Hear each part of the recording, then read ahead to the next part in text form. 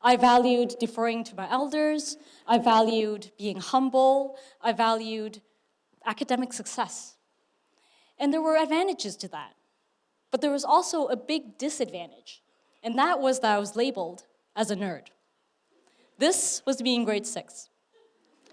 I wore gigantic glasses, and at a time when every other kid was wearing blue or black jeans, my mom routinely dressed me up in bright pants to stand out. And I remember being really upset at her for not understanding why green pants wouldn't work on this photo day. I was already introverted, and together with my Chinese values and a sheltered academic upbringing, I didn't need pants to stand out.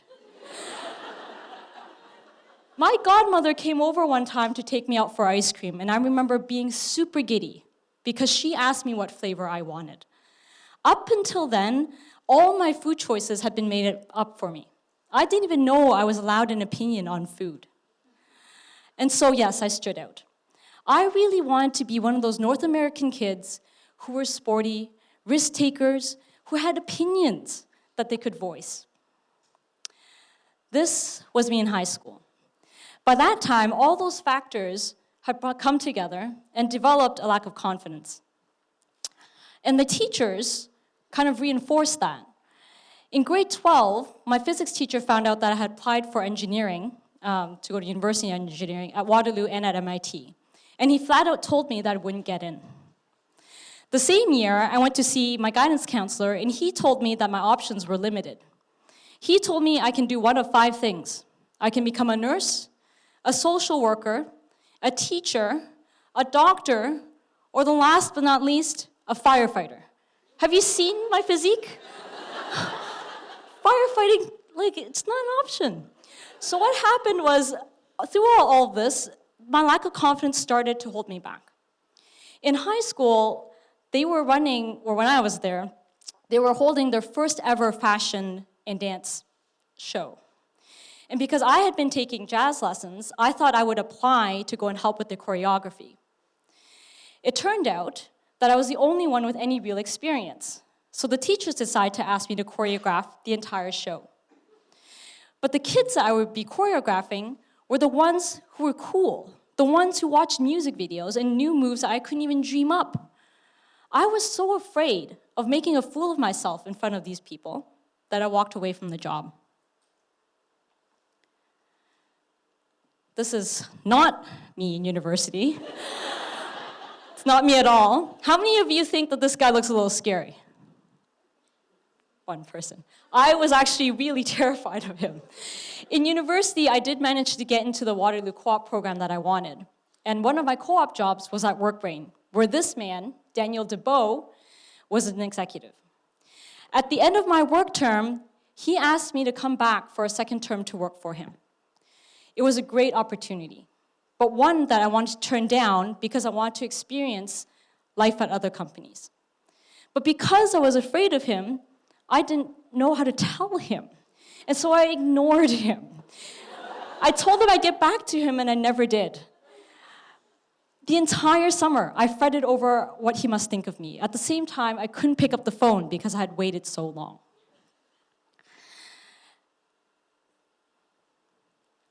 Things didn't start turning around until I graduated, and I had a string of amazing bosses. The tall guy you see here is the first boss that I had at eBay. And he sat me down one day and said, "Sylvia, you have to be more confident." And just like that, the thing that I knew that I had a problem with but never actively worked on was out in the open. eBay was full of gregarious A-type high achievers, and being there really forced me to develop. In presentations, I was put in the spot by really smart people, and I learned to take things less personally. In meetings, people would scramble over each other to speak, and so I learned to speak up.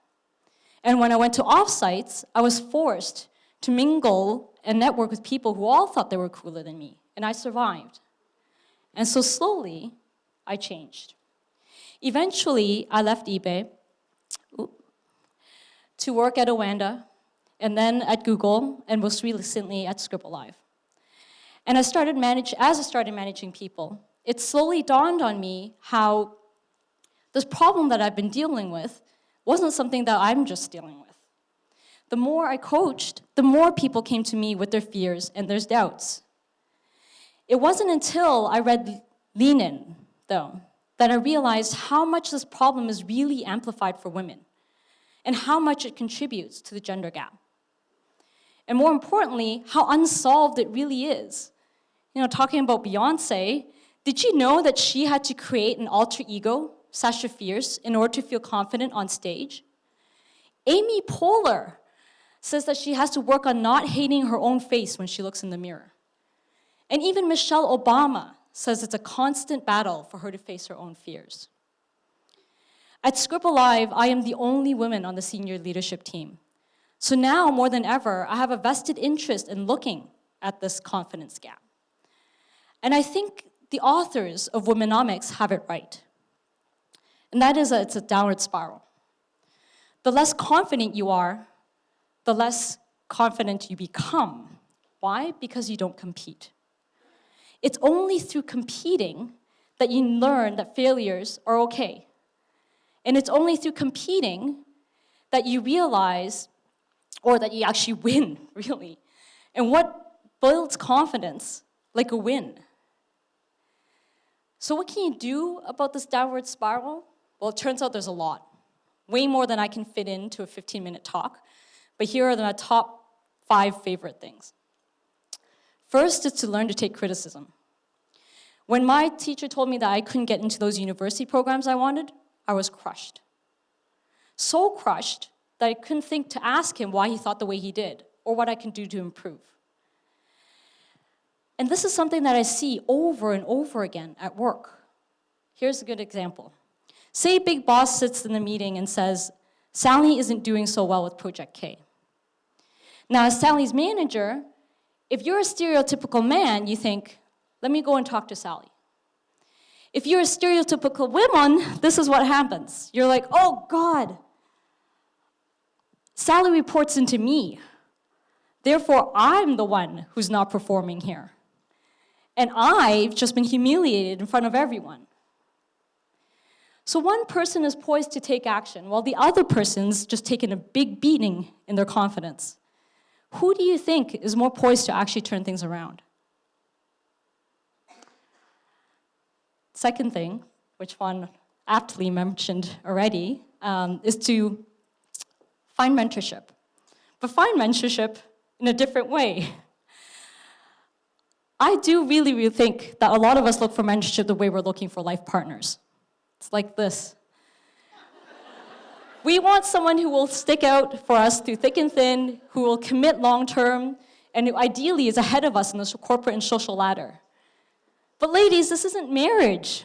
You can get a lot of advice out of people who aren't necessarily in a defined relationship with you.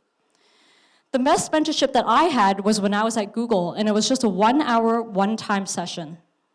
Ever since then, I've been looking for mentorship wherever I can find. A few weeks ago, I was doing reference calls, and the woman on the other line was actually really impressive. So I commandeered the call. She and I had a great time, I think. Never talked to her since, but it was helpful. Other thing is to say no to perfection. Perfection is the ultimate confidence killer. Say you're building cars at work, and this is the car you've built. As a stereotypical woman, I think you look at the car and you'd find its flaws. You'd say the wheel alignment is off or the audio needs tuning. If you're a stereotypical man, this is what you see. Dun, dun, dun. Oop. So with this, the man declares the car done, and he moves on to new projects and taking new risks, while the woman continues to work on the car. And research shows over and over that this is something that we women do have a problem with. We don't want to raise our hand until we know the answers. We don't want to submit reports until we've edited them ad nauseum. And at Google, what they found was that when women put their hands up for promotion, they got the jobs almost 100% of the time, while the men, only 80%. Why? Same problem. The women only put themselves up for promotion when they were already more than ready. And in the end, we're the ones who lose out. An 80% chance is a great chance. Why not take it? Fourth thing is to define cool. I wasn't cool when I was in grade 6, and now I worry that my 2 sons are going to suffer the same fate. So I push them towards cool things like socializing and doing sports. But in the end, I think I'm doing them a disservice. No wonder there's a gender gap. If nerdy men are uncool, it's only doubly worse for women. We have to know that women in tech are cool and act that way so that the definition sticks. One time, a coworker of mine came up to me and derisively called me a nerd for liking to write SQL queries. I love SQL queries. And so I went out and bought this shirt. I told him I'm proud. The shirt that I'm wearing now and the one that you see up there. And I wore it around the office for a few days, and he never made fun of me again. Fifth thing, find your voice. When my godmother asked me for ice cream, I had no voice. Nowadays, I like to play a game at work. I keep count of who comes to me with their accomplishments and with the projects that they're working on, uninvited. It's guys versus gals. Do you know who usually wins? It turns out that we women like to depend on that system to tell us who's deserving and put tiaras on our heads. That's why Sheryl Sandberg calls it the tiara syndrome. The problem is that the world isn't a perfect meritocracy. And if we wait for someone to find us, it might end up that we'll never be recognized. So I'm not telling you to gloat, but hopefully you do find your voice so that we can be heard. It's like Michelle Obama says, as women, we have to keep in mind that our perspectives are really crucial. And if we don't speak up because of frustration or fear or not wanting to be wrong, then we are taking out a key component to the gender gap solution. All right, there's one last thing that I want to touch on, and that's the end goal itself. As women, or actually as everyone here, I think we all want to do something about the gender gap.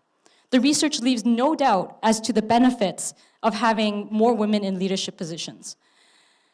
Corporations make more money, employees are happier, more men are involved in raising kids, the kids are in turn healthier, the list goes on and on.